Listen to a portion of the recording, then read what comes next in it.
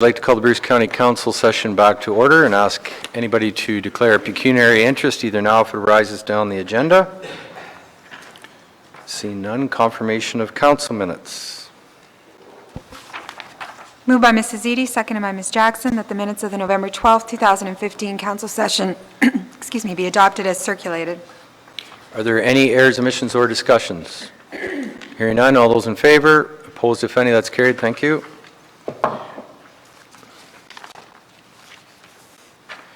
Selection of committee chairs. Betty Ann.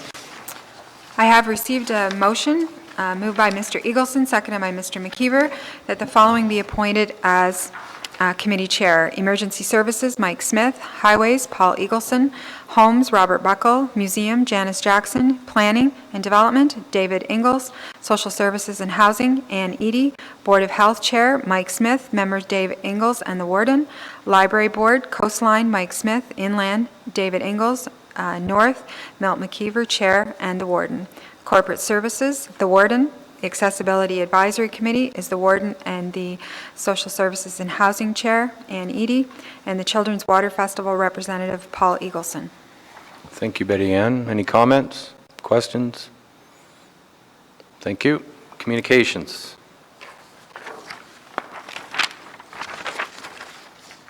Communications were circulated, but we have received a late communication that has been added as an addendum, and at the request of the Warden, I'm going to Do we need to vote on the committee chairs? the committee chair motion will be dealt with under motions. Thank you. At the request of the Warden, I'm going to read out this immediate release from Bruce Power. Amended agreement secures Bruce Power's role in long-term energy plan. Bruce Power will continue to provide low-cost electricity while being Ontario's single largest source of clean power as the province tackles climate change. Bruce Power and the Independent Electricity System Operator, IESO, have entered into an amended long-term agreement to secure 6,300 megawatts of electricity from the Bruce Power site through a multi-year investment program. In 2005, Bruce Power entered into the Bruce Power Refurbishment Implementation Agreement to enable the restart of Bruce Units 1 and 2 to return the site to its full operating capacity of 8 units. The amended agreement entered into today will enable the company to progress with a series of incremental life extension investments, including refurbishment, to secure a clean, reliable, and affordable source of electricity for Ontario families and businesses for decades to come, as outlined in Ontario's 2013 Long-Term Energy Plan. Today is a major milestone in the history of Bruce Power as we build on our existing agreement with the province and extensive experience to enter the next phase of our site development, said Duncan Hawthorne, Bruce Power's president and CEO. This provides us the opportunity to secure a long-term role as a supplier of low-cost electricity by demonstrating we can successfully deliver this program incrementally. Over the past 14 years, Bruce Power has returned its 8-unit site to its full capacity, allowing Ontario to phase out coal-fired power generation while providing low-cost, reliable, and carbon-free electricity to families and businesses. Bruce Power is Ontario's lowest cost source of nuclear, currently generating over 30% of the province's electricity at 30% below the average residential cost of power. Extending the operational life of the Bruce Power units will ensure Ontario families and businesses have long-term price stability. The amended agreement, which will take economic effect on January 1st, 2016, will allow Bruce Power to immediately invest in life extension activities for Units 3 to 8 to support a long-term refurbishment program that will commence on Unit 6 in 2020, optimizing the operational life of the site and offering significant ratepayer and system benefits.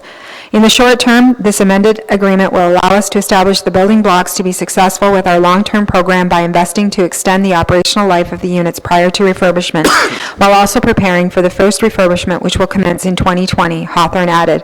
This will set us up for success by allowing us to manage resources and facilitate a coordinated schedule to complete this program.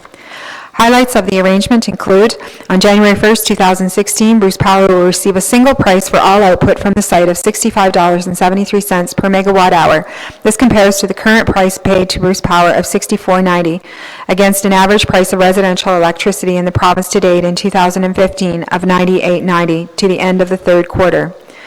Bruce Power, as a private sector operator, will continue to meet all investment requirements for the site. While there is a process to determine the cost of refurbishment and off-ramps, it is estimated the 6 refurbishments in the agreement will cost $8 billion in addition to $5 billion in a range of other life extension activities from 2016 to 2053. In the short term, between 2016 and 2020, the company will be investing approximately $2.3 billion as part of this plan. This is incremental to the company's ongoing financial investments to sustain 8 units of operation. The refurbishment of each unit will add approximately 30 to 35 years of operational life, while other life extension investments will add a combined 30 reactor years of operational life to the unit's refurbishment.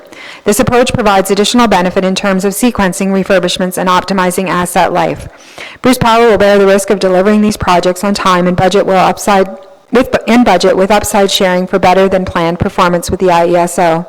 The price of these refurbishments will be finalized prior to each project through a defined, transparent process in the agreement.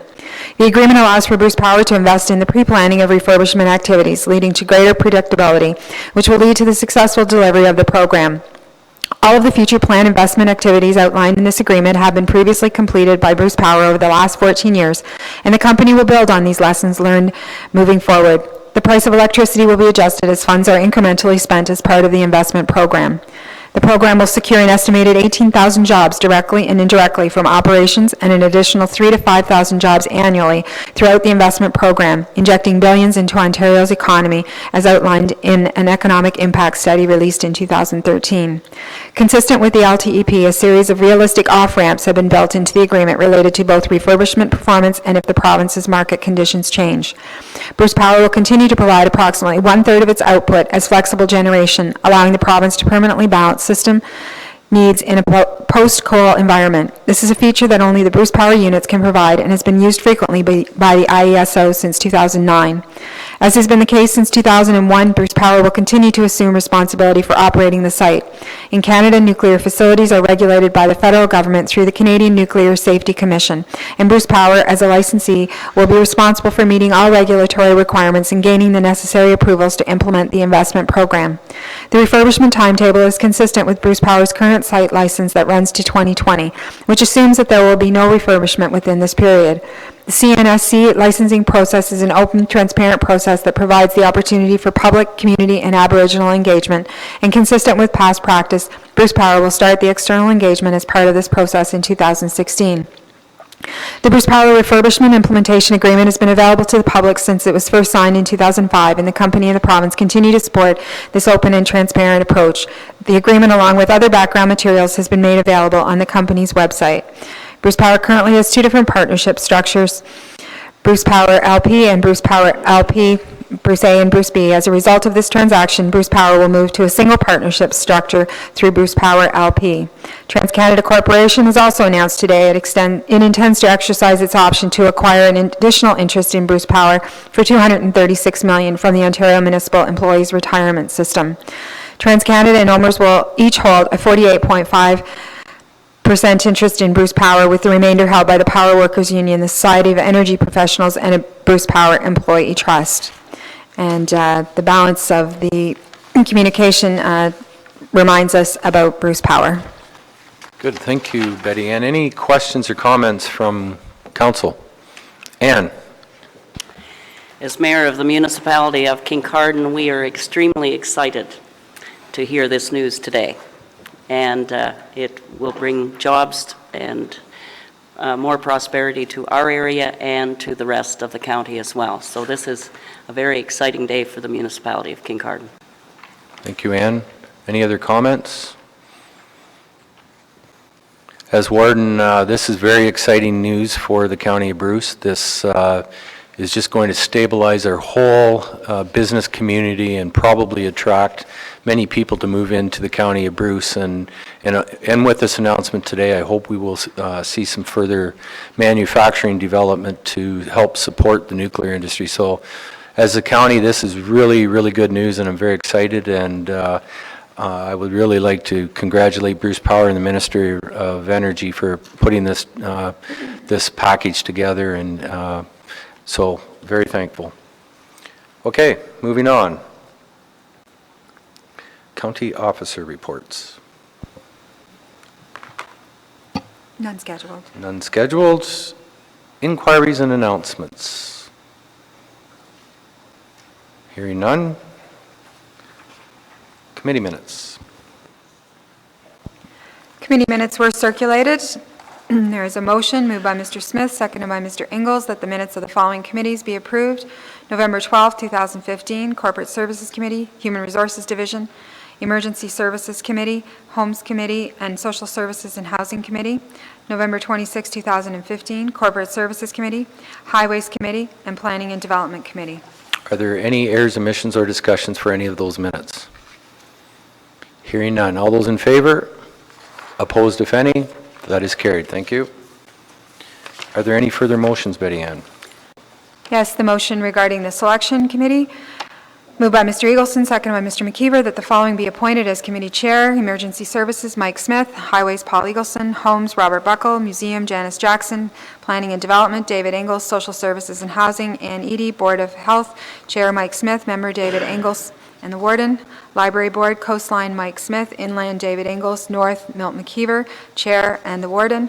Corporate Services, the Warden. Accessibility Advisory Committee, the Warden and the Social Services and Housing Chair, Ann Eady. The Children's Water Festival, Paul Eagleson. Are there any further discussions? Hearing none. All those in favor? Opposed, if any? That's carried. Thank you. No further motions? Thank you. Unfinished business. Is there any unfinished business? Hearing none. Bylaws, Betty Ann. Moved by Mr. Eagleson, seconded by Ms. Jackson, that the following bylaws be approved. 2015-45, about to authorize the execution of an agreement between the Corporation of County Bruce and the Huron Shore and South Bruce Peninsula ATV clubs. 2015-46, about to authorize and fix the payment of the salaries of certain officers and staff of the County of Bruce for the year 2016. 2015-47, about to confirm the proceedings of the Council of the Corporation of the County of Bruce at its meeting held the 3rd day of December 2015. Any further discussions? All those in favor? Opposed, if any? That's carried. Thank you. Moved by Ms. Jackson, seconded by Mrs. Eady, that we do now adjourn to meet again Thursday, January 7th, 2016 at 9:30 a.m. All those in favor? Opposed, if any? That's carried. Thank you.